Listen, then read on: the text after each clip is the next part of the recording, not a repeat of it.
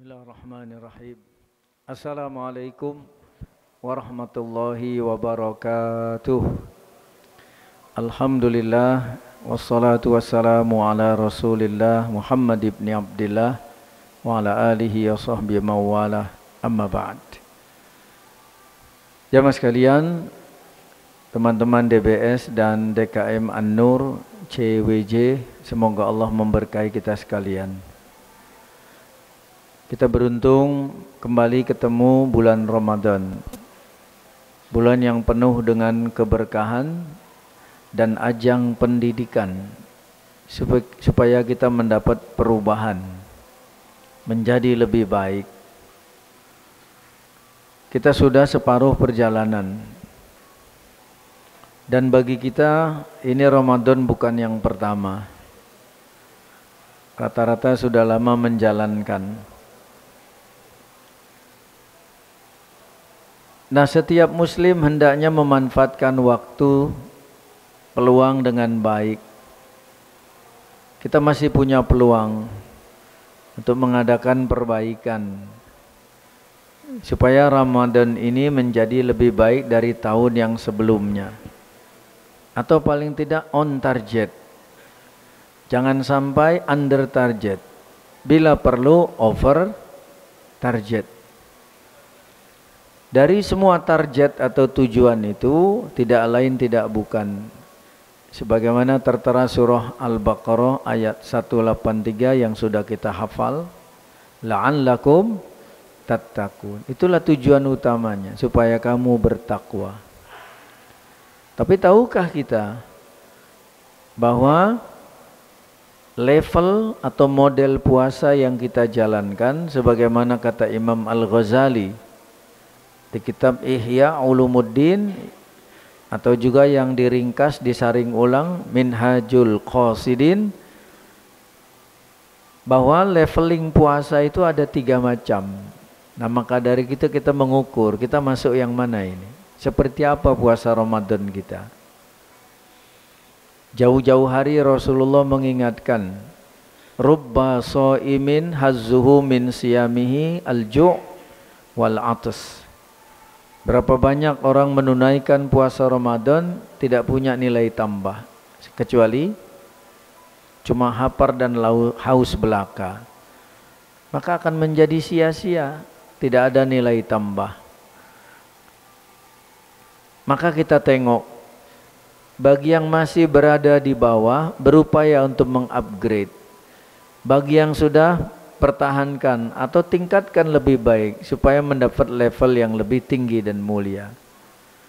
Ketahuilah, kata Imam Al-Ghazali, level puasa yang pertama yang paling rendah itulah puasa umum.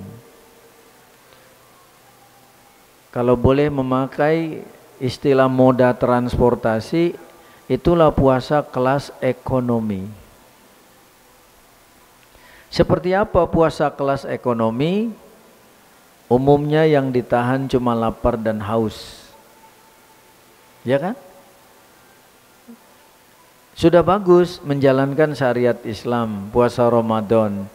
Tapi yang ditahan cuma itu, lapar dan haus belaka. Sementara yang lainnya itu tidak ditahan. Mana cirinya orang puasa level ekonomi, level umum? Karena yang ditahan cuma lapar dan haus, maka ketika waktu maghrib tiba, apa yang diincar? Apa yang diincar? Wah iya, ikan sepat, ikan gabus, ditambah ikan lele, lebih cepat, lebih bagus, nggak pakai bertele-tele. Karena fokusnya cuma lapar dan haus saja itu. Maka nanti kita buktikan pas maghrib berbuka, apakah kita benar level ekonomi? Sehingga lupa, kesabarannya kurang. Bahkan ketika maghrib berbuka pun lupa diri cara makan dan minumnya itu. Padahal Nabi mengingatkan, ma mala'a adamiyun wi'aan syarrun min batnin. Tidak ada wadah atau tampungan yang paling buruk dimiliki manusia kecuali perut. Maka Nabi mengingatkan, Tatkala memenuhi kebutuhan seperti berbuka nanti, ingat kapasitas perut kita. Hendaknya dibagi berapa, Mas? Dibagi 3. Masing-masing sepertiga kan?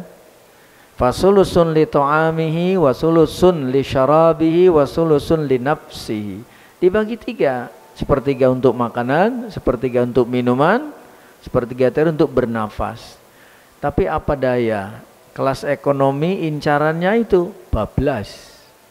Maka coba bandingkan apa perbedaan antara wareg dengan begah. Silakan regu A sebelah kiri. Regu B boleh bantu. Regu C. Ada begah, ada wareg. Apa bedanya? Begah itu kekenyangan, overdosis. Kalau wareg kenyang. Jadi yang boleh mana? Wareg atau begah? Wah, cepet itu. Good. Lulus. Karena model ekonomi fokusnya menahan lapar dan haus, yang diincar itu. Sehingga lupa. Setelah itu ada kewajiban sholat maghrib kan?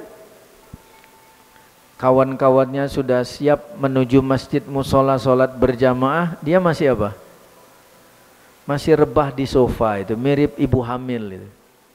Karena itu.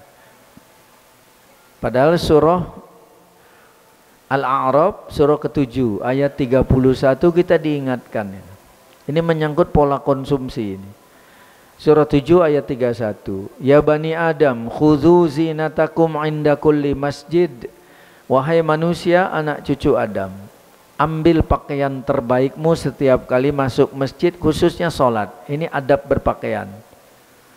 Jadi adab berpakaian ketika masuk masjid, sholat berjamaah, khususnya pilih yang paling layak. Jadi jangan sampai itu sholat fardu atau tarawih pakai jersey, Pak. Pakai jersey itu. Klub favorit Mas Oji apa? Real Madrid atau Manchester City. Karena ketemu tuh dia itu. Jangan. Kaitan bahasan wa kulu washrabu, makan dan minumlah, wala tusrifu, tapi jangan berlebih-lebihan. Yaitu yang begah itu.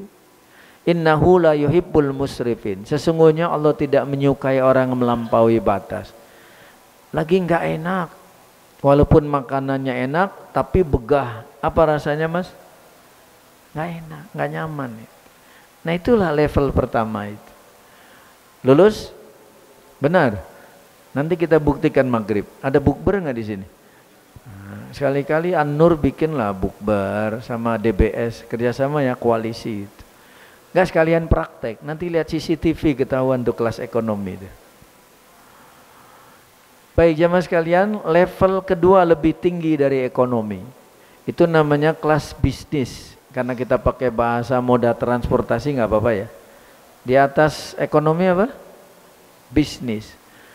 Ternyata puasa yang lebih tinggi dari ekonomi, yaitu level bisnis, bukan hanya lapar dan haus yang ditahan, dijaga, tapi juga dia menjaga organ tubuh lainnya. Mata dijaga, telinga dijaga, mulut, kaki, tangan dari semua yang terlarang dan tercela. Sanggup nggak? Sanggup nggak? Ini mulai agak berat ini. Kalau tiket lebih mahal kan dari ekonomi? Karena akan menjadi percuma mampu menahan lapar dan haus, tapi tak mampu menahan mulut. Mulutmu harimaumu. Ada peribahasa kita? You are what you talk. Rasulullah pun bersabda, man kana yu'minu billahi wal yaumil akhir. Siapa yang mengaku beriman kepada Allah dan hari kiamat, falyaqul khairan au liyasmut. Hendaknya mengucap yang baik dan benar. Kalau tidak bisa, diam, shut up itu, silent. Tapi masih banyak di sekeliling kita mampu menahan diri lapar dan haus, tapi nggak mampu menahan lisannya itu. Hati-hati, ini masalah organ tubuh. Imam Ibnu Qayyim menjelaskan keajaiban organ tubuh yang kita miliki. Diambil sampel itu. Ada 3 itu, telinga, lisan, dan hati. Ingat, lisan berfungsi sebagai penerus mengungkap isi hati seseorang. Melalui lisan enggak? Benar? Jadi lisan itu duta hati. Makanya kalau hatinya bersih, ucapannya tulus itu. Tapi kalau hatinya kotor, Masya Allah, keluarnya itu Taman Marga Satwa, Taman Safari, taman apa lagi? Karena ininya kotor ini. Tetapi telinga fungsinya menangkap informasi dari luar, diserap oleh hati. Nah, orang yang puasa level bisnis dijaga itu. Karena semua diminta pertanggungan jawab. Termasuk masalah organ tubuh. Jadi jagalah mulut kita kecuali yang baik. Jagalah telinga kita kecuali mendengar yang baik. Mata dijaga ini. Ini ikhwan semua, akhwatnya nggak ada ya? Nggak ada. Biasanya kalau akhwat matanya tuh belanjaan itu. Tapi kalau kita laki-laki, matanya apa mas? Ah itu, dijaga ini. Jangan jelalatan itu, percuma nahan lapar dan haus tapi mata nggak dijaga. Coba jujur saja mas, bapak jamaah sekalian, kita laki-laki normal lah. Coba lebih tahan mana memandang wanita yang 17 atau 71, silakan. Ya, regu C sekarang. Atau regu B bisa bantu dan regu A. Lebih mana? Mas Oji yang mana? Oh 17. Karena matanya belum katarak dia itu. Tapi harusnya dijaga ini. Kalau yang mubah silakan, tapi kalau yang haram jangan, tundukkan pandangan. Benar? Tundukkan pandangan. Atau saya tes lagi. Ketika pulang kerja mau menyeberang jalan raya, kan banyak lalu lalang kendaraan. Ada dua wanita mau menyeberang. Silakan mas, dituntun yang mana duluan? 17 apa 71? 71 luar biasa. Cerdas sekali ya, jurusan marketing ya. Ya bagus. Memang kalau teori marketing begitu. Pendekatan kepada konsumen. Tuntun yang 71 duluan. Setelah sampai dia akan bilang, nak kamu anak yang baik. Nanti nenek jodohkan sama cucu nenek yang 17 tuh. Tapi kalau ikut Mas Ozi tadi, 17 anterin duluan, yang 71 ngamuk-ngamuk, kurang ngajar kau itu. Nanti bilang sama cucunya, jangan mau punya suami yang kayak gitu. Benar ya mas ya? Selamat ya. Nanti door prize minta sama Mas Ozi. Nah jadi dijaga pandangan, tangan ini, kaki dan semuanya. Jadi level bisnis selain lapar dan haus juga menjaga, menahan seluruh organ tubuhnya dari yang terlarang. Ingat, kita semua akan diminta pertanggungan jawab. Baik dan buruk sekecil apapun. Surah Az-Zalzalah ayat 7 dan 8. Famay ya'mal misqala dzarratin khairan yarah wa may ya'mal misqala dzarratin syarran yarah. Intinya baik dan buruk meski seberat zarrah, ukuran terkecil, dibalas enggak? Termasuk ini penyalahgunaan organ tubuh. Lebih lengkap lagi. Coba simak surah Al-Isra 17 ayatnya 36. Surah 17 ayat 36. Ayat ini menyinggung tentang organ tubuh. Hati-hati, waspada. Wala taqfu ma laisa laka bihi ilm. Jangan kamu mengikuti segala sesuatu yang kamu tidak punya pengetahuan tentang hal itu. Jadi tolong konfirmasi, tanya kepada ahli, baru eksekusi. Mengapa? Inna sam'a, sesungguhnya pendengaran. Apa ini? Telinga. Wal basara, apa ini mas? Pandangan mata. Wal fuad, gerak-gerik hati. Kullu ulaika kana anhu mas'ula. Semua akan diminta pertanggungan jawab. Jadi dijagalah. Nah, itulah kualitas di atas ekonomi, kelas bisnis. Sanggup? Sanggupkah di antara kita? Sanggup ya mas? Benar ya? Terima kasih. Ini kontestan pertama. Siapa lagi? Ya buktikan. Seperti apa puasa kita? Jamaah sekalian, bisa jadi ini Ramadan terakhir dalam hidup kita. Benar? Benar nggak Mas? Kok takut amat nunggu THR? Belum tentu. Kalaupun juga cair yang menikmati ahli waris kita, nah maka bersungguh-sungguhlah ini. Berupaya mengupgrade yang masih di ekonomi, tingkatkan ke bisnis. Yang sudah bisnis, bila ada peluang upgrade lagi kepada yang tertinggi. Itulah namanya puasa kelas eksekutif. Benar? Lebih mahal lagi nggak? Pakai AC ya Mas? Dapat snack nggak itu? Tapi perjuangannya lebih berat. Ini mau pakai analog saja ya. Karena kalau kitab aslinya puasa umum khususul khusus. Nanti bingung pakai bahasa kitab ini. Bahasa umum aja lah. Atau kalau bahasa kursus bahasa Inggris basic, intermediate, advance. Benar Pak? Nah ini tingkat tinggi nih. Eksekutif, advance. Seperti apa puasa mereka? Jamaah sekalian, lebih berat lagi. Yang ditahan bukan lapar dan haus, tetapi juga seluruh organ tubuh, termasuk organ tubuh terpenting yang dimiliki manusia, hati. Karena Rasulullah bersabda, dari sekian banyak organ tubuh yang kita miliki, ada satu yang memegang peranan penting. Ala wa inna fil jasadi mudghah. Ketahuilah dalam tubuh manusia ada segumpal daging. Pernah dengar hadis ini? Idza sholahat sholahal jasadu kulluh. Kalau dia baik, baik seluruh organ tubuh. Sebaliknya wa idza fasadat fasadal jasadu kulluh. Tapi kalau dia buruk, maka menjadi buruk pula yang lainnya. Ala, ketahuilah kata Nabi, wahia segumpal daging itu al-qalbu, hati. Hadis lain menyebutkan organ tubuh terpenting ini dinamakan qalbun.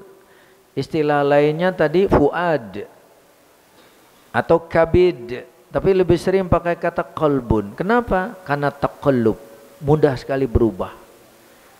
Makanya ada doa yang Nabi ajarkan menyangkut hati kan? Masih hafal? Ya muqallibal qulub, sabbit qalbi ala dinik. Ada?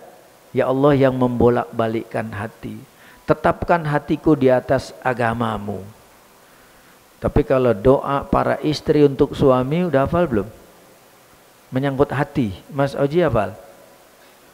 Doa para istri untuk suaminya, ya Allah jangan kau jadikan suamiku mudah berpaling ke lain hati. Itu hafalin itu. Nah jadi dijaga ini hati ini. Terutama dari apa? Dari hal-hal yang diharamkan oleh Allah Subhanahu wa taala. Ketahuilah, sering dengar istilah amrodul qulub, penyakit hati. Ketika bicara penyakit hati, bukan hati secara fisik. Kalau penyakit hati fisik, seperti yang dokter jelaskan, lever, kuning, hepatitis A, B, C, sampai sirosis, benar? Yang hati membeku itu. Bukan itu. Tapi penyakit hati yang secara makna abstrak. Nah orang yang puasa level eksekutif dijaga itu. Mana penyakit hati secara abstrak? Suuzon kepada Allah, prasangka buruk kepada Allah, hasad, riya, ujub, takabur. Penyakit hati bukan itu? Nah itu dijaga itu. Hati-hati nih. Nih, makanya bahasa kita kewaspadaan pakainya hati-hati, bukan mata-mata, bukan mulut-mulut, bukan kuping-kuping. Tapi apa? Hati-hati. Itu menunjukkan nih organ terpenting. Jamaah sekalian, lebih baik mana? Sakit gigi apa sakit hati? Silakan. Silakan, yang pengalaman barangkali. Lebih baik mana? Sakit gigi apa sakit hati, Mas? Hah? Oh, sakit gigi. Berarti ini penggemar Maggie Z ini. Sakit gigi nyut-nyutan, sakit hati uring-uringan. Coba lihat kasus-kasus itu. Gara-gara sakit hati menjadi membunuh, betul? Benar? Ini hati secara abstrak itu.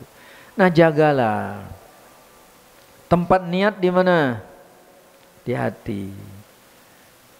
Jangan syirik. Syirik itu ada dua, ada syirkul akbar, syirkul asghar. Syirkul asghar inilah yang Nabi wanti-wanti jauh-jauh hari. Inna akhwafa ma akhafu alaikum asyirkul asghar. Kata Nabi SAW, yang paling aku khawatirkan atas kalian itu syirik kecil. Betul, dua-duanya berdosa, syirik besar, syirik kecil. Tapi yang paling diwanti-wanti syirik yang kecil. Karena nggak berasa itu. Itulah penyakit hati. Orang yang puasa level eksekutif dijaga itu. Sahabat bertanya, wa masyirkul asghari ya Rasulullah. Apa yang dimaksud syirik kecil itu? Qala, Nabi menjawab, ar-riya. Apa riya? Apa riya? Pamer, pencitraan. Berbuat, bertindak ingin dilihat pihak lain. Benar? Itu penyakit hati. Bukankah sepanjang Ramadan kita sedang dididik kejujuran, keikhlasan? Mana buktinya? Barusan kita siap-siap mau sholat zuhur, berwudu kan?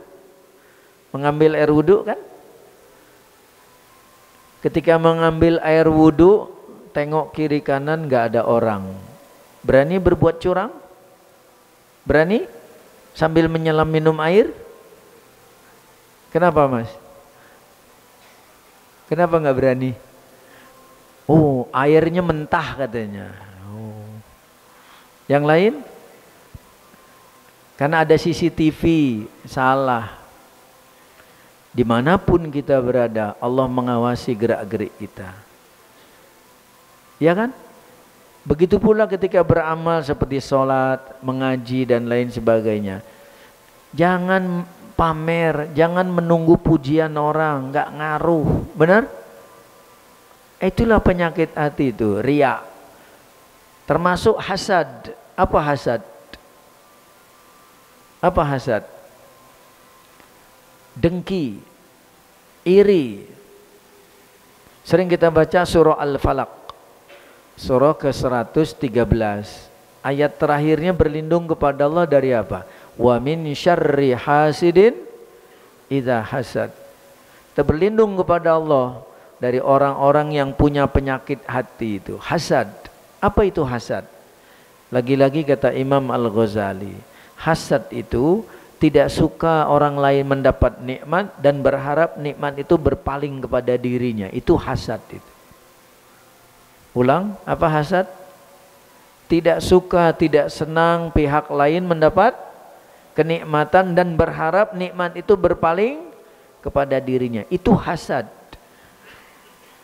Kalau mau pakai bahasa milenial, ini kan rata-rata Gen Z apa ini milenial atau kolonial ini? Masa kolonial? Ini kayaknya milenial ini. Kalau bahasa milenial, hasad itu identik dengan SMS itu. Mas Oji catat itu, SMS. Mau baca kanan kiri sama itu, SMS. Susah melihat orang senang dan senang melihat orang susah. Itulah hasad. Catat itu. Apa tadi, Mas? SMS. Catat, ulangan keluar itu. Itu hasad, penyakit hati. Waspadalah. Kenapa tetangga yang mendapat nikmat ganti mobil baru, kok kita yang mules? Namanya apa itu? Apa? Hasad bukan? Kan tetangga dapat nikmat. Ada lagi tetangga rehab rumah, lantainya tambah tinggi. Kenapa kita jadi darah tinggi?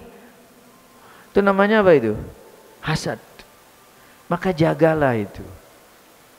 Demikian pula organ tubuh yang lainnya, terutama hati dijaga. Ingat, ketika bicara ketentraman hidup, ketenangan, kebahagiaan, letaknya di mana sih? Letaknya di mana? Di hati. Di hati ya Mas? Di hati. Kita ingin hidup tentram, bahagia. Tapi banyak yang salah kaprah, ukurnya dunia semata itu. Selalu materi. Padahal nih di sini. Makanya kembali kata Imam Ibnu Qayyim, sederhana sekali, insya Allah bisa. Kita semua bisa. Mau bahagia? Mau bahagia? Nuansanya akhirat ini, bukan hanya dunia, tapi juga dunia dan akhirat. Kata Imam Ibnu Qayyim, orang bahagia itu indikasinya yang utama cuma 3. Pertama, senantiasa bersyukur terhadap nikmat yang Allah berikan kepadanya. Bersyukur enggak? Bersyukur enggak? Tadi pagi bangun, mau sholat subuh, siap bekerja, tanda syukur baca doa apa baca WhatsApp? Baca doa apa baca WhatsApp? Mas Oji baca doa. Alhamdulillahilladzi ahyana ba'dama amatana wa ilaihin nusyur. Itu orang bersyukur itu. Pasti bahagia itu. Bahkan Nabi bersabda, man asbaha mu'afan. Siapa yang berada di waktu pagi dalam keadaan sehat, jiwanya tenang, ada makanan yang bisa dikonsumsi untuk hari itu, maka seolah-olah dunia miliknya. Pernah dengar hadis itu? Jadi ukurannya bukan rekening gendut atau enggak gendut, banyak hektaran tanah yang dimiliki, bukan. Jadi bersyukurlah kalau ingin menjadi bahagia sesuai kata Imam Ibnu Qayyim. Yang kedua, selalu bersabar ketika menghadapi ujian. Bapak sabar menghadapi istri? Sabar enggak? Nah, mulai ini. Sabar enggak? Kalau enggak sabar cepat bubar. Minimal tuker tambah itu. Lempar yang lama, tarik yang baru. Benar? Sabar. Itu pasti orang bahagia. Tahan. Syukur, sabar. Pantas Nabi bersabda di hadis yang lain, ajaban li amril mu'min. Sungguh mengherankan urusan orang beriman. Inna amrohu kullahu lahu khairun. Semua urusannya dianggap baik. Walaysa dzalika li ahadin illa lil mu'min. Sikap demikian yang semua dianggap baik tidak dimiliki kecuali oleh orang beriman. Seperti apa konkretnya? In asobat husarra'u syakara fakana khairan lahu. Ketika dia mendapat nikmat, dia bersyukur, maka dampaknya baik bagi dirinya. Kedua, wa in asobat udarra'u sobaro. Ketika menghadapi ujian, musibah, dia bersabar, maka dampaknya baik bagi dirinya. Jamaah sekalian, poin yang ketiga kata Imam Ibnu Qayyim, orang yang bahagia adalah orang yang sempat bertobat sebelum ajal tiba. Orang yang sempat bertobat sebelum ajal tiba. Enggak peduli masa lalunya seperti apa. Ingat, kita semua punya masa lalu, benar? Tapi setiap orang punya masa depan. Mau yang mana? Mau larut dengan masa lalu terus begitu? Ya, bangkit, berubah. Baik, jamaah sekalian, kita tuntaskan yang tadi. Level apa tadi yang tinggi? Eksekutif, semuanya ditahan, termasuk organ tubuh terpenting yaitu hati. Nah, saya kaitkan tadi tentang kebahagiaan. Kebahagiaan itu letaknya di hati. Maka berupayalah menggapai kebahagiaan dari sudut pandang hati dengan cara apa? Surah Ar-Ra'du, surah ke-13 ayatnya 28. Itu kita dapati dalam Al-Quran. Surah 13 ayat 28. Allah berfirman, alladzina amanu wa tatma'innu qulubuhum bidzikrillah. Orang-orang yang beriman, hati mereka menjadi tenang, tentram karena berzikir, mengingat Allah. Ala bidzikrillahi tatma'innul qulub. Ketahuilah, hanya dengan berzikir, mengingat Allah, hati menjadi tenang. Nah, berupayalah mengupgrade level puasa kita. Yang belum sampai jangan kecil hati, terus berupaya. Masih ada satu babak lagi ya. Kan kita baru babak pertama nih. Benar? Tapi anggap ini sistemnya apa? Sistem gugur. Tidak ada Ramadan lagi. Supaya kita bersungguh-sungguh. Nah, mudah-mudahan dengan upaya optimal diiringi dengan doa dan bekerja sama saling mengingatkan, puasa tahun ini puasa terbaik dalam hidup kita sampai pada tujuan menjadi orang yang bertakwa. Wallahu ta'ala alam. Jamaah sekalian, sebagaimana amanah dari pengurus, ada kesempatan tanya jawab sampai genap jam 1 ya. Ada sisa waktu 15 menit. Silakan kalau ingin dimanfaatkan.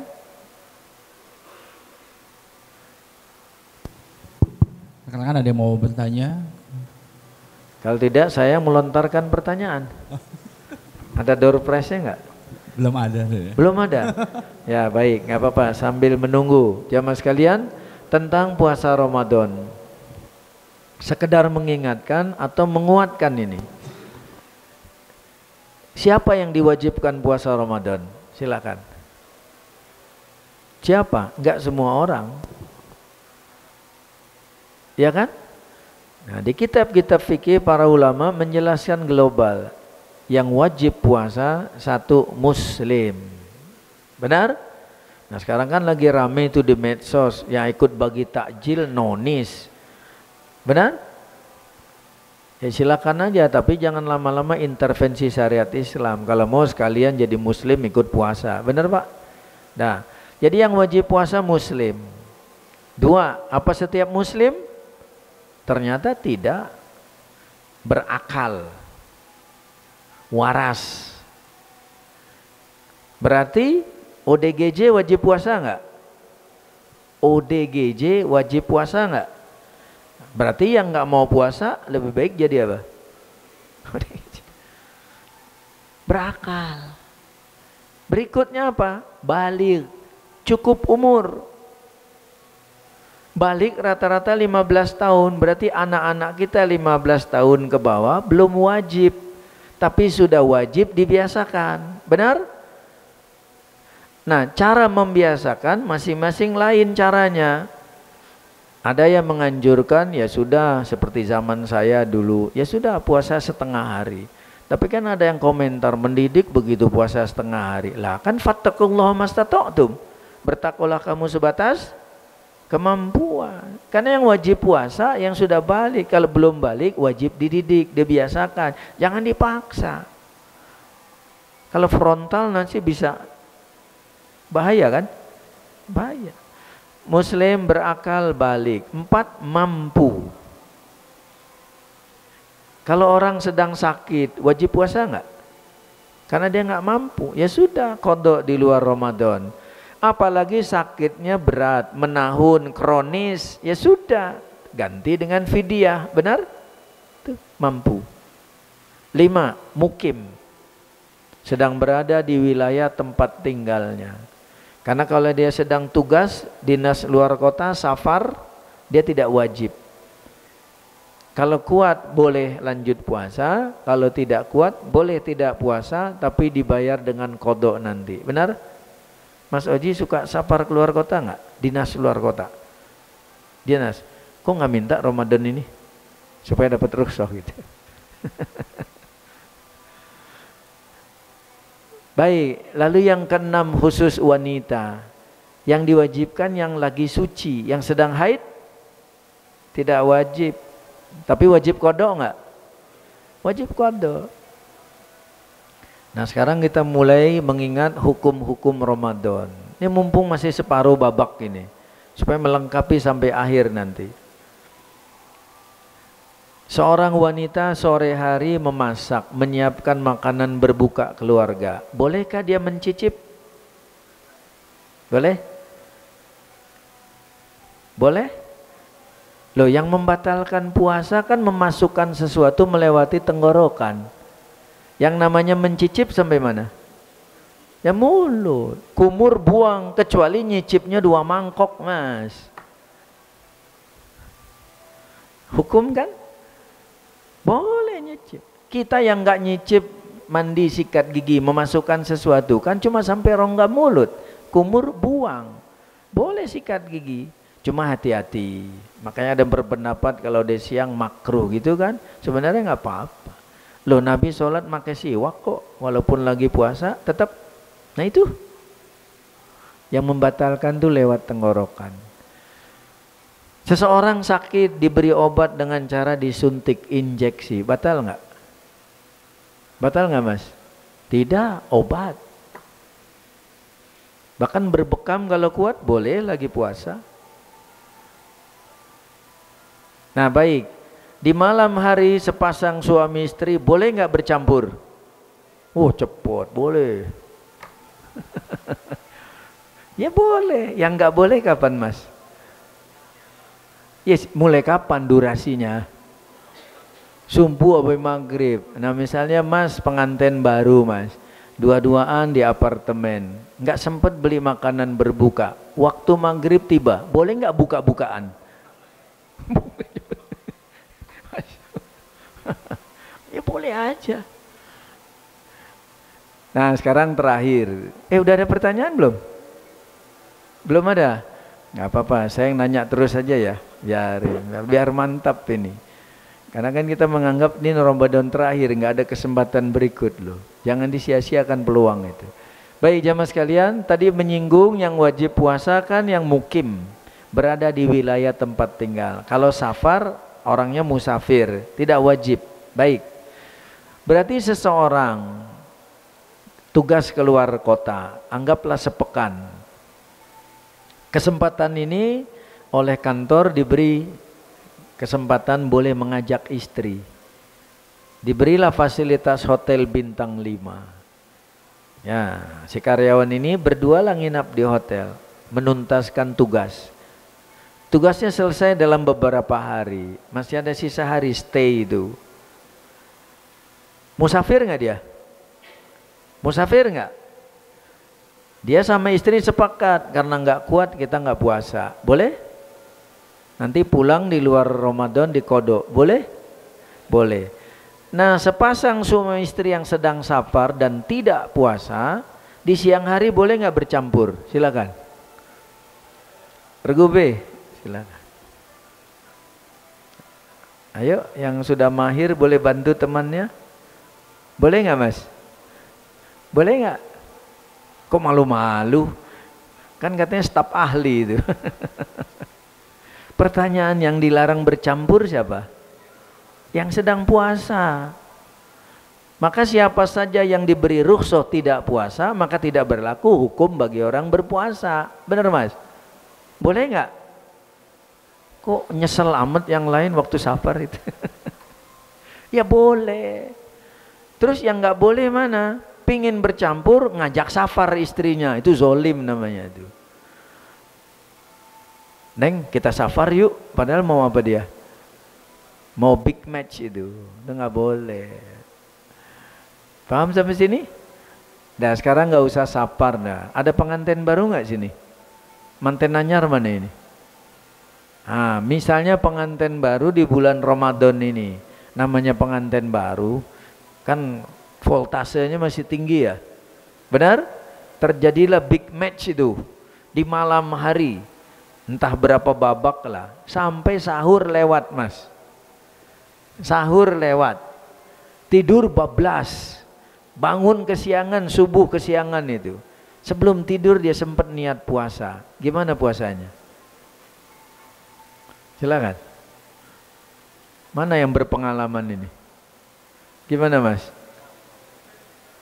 Lanjut, lanjut nggak ada hubungannya sama junub, kecuali serangan fajar. Nah itu kena kafaroh itu. Sudah masuk subuh masih big match, benar? Nah terakhir, nah kita nih andaikan ini hari libur tidak hari kerja, selepas zuhur pulang ke rumah, kan sholatnya di masjid rumah, lalu tertidur, lagi puasa ini laki-laki ini. Dalam tidurnya dia bermimpi basah. Gimana puasanya? Oh ini pengalaman semuanya. Ya, yang lain diam aja sudah lama tidak begitu. Gimana puasanya mas? Lanjut, puasanya apa mimpinya? Ayo. Puasanya lanjut, mimpinya udah wajib mandi itu.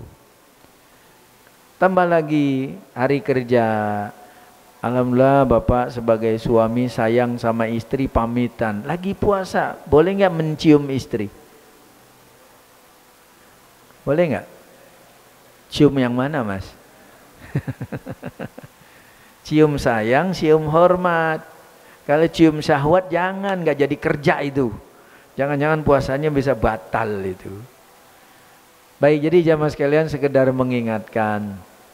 Ini ada kaitannya supaya puasa kita bisa di-upgrading, ditingkatkan. Yang tadi dari level apa? Ekonomi cuma lapar haus, tingkatkan. Menahan juga dari seluruh organ tubuh, dari penyalahgunaan. Terakhir eksekutif juga dari hati. Jangan suuzon, prasangka buruk kepada Allah. Ini soal hati. Betul, you are what you think. Anda bergantung apa yang Anda pikirkan. Tapi pikiran dipengaruhi oleh isi hati. Ada hadis qudsi di mana Allah berfirman, Ana inda zonni abdi bi. Kata Allah, aku bergantung persangkaan hambaku terhadap aku. Ini kaitannya menjaga hati ini. In zonna khairan falahu wa in zonna syarran falahu. Kalau dia prasangka baik, maka Allah akan memberi kebaikan. Wa in zonna syarran falahu. Tapi kalau dia prasangka buruk, maka keburukan yang akan didapat. Ini masalah hati. Walaupun kita sedang diuji, menghadapi keburukan, yakinlah ada hikmahnya. Allah menghendaki kebaikan.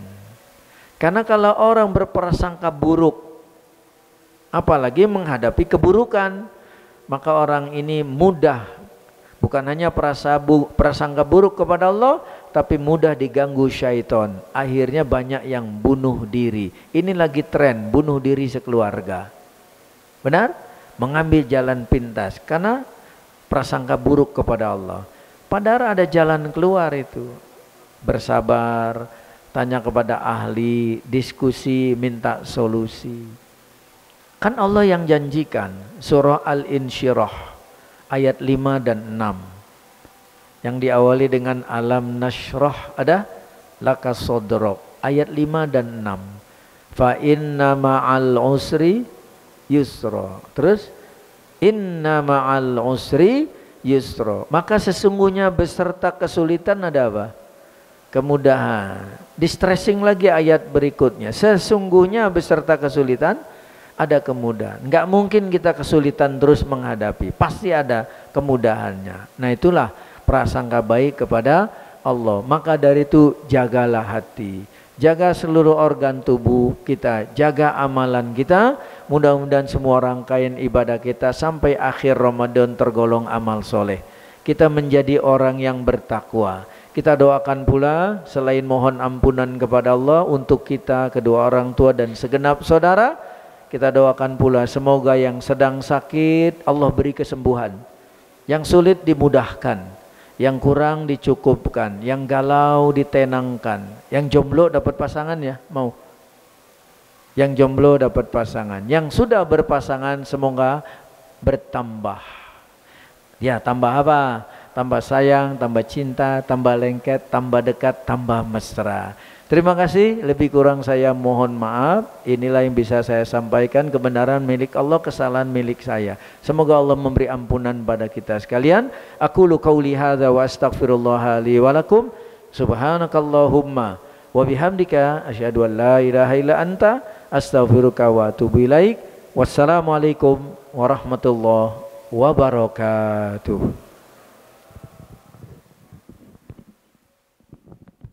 Ya, alhamdulillah.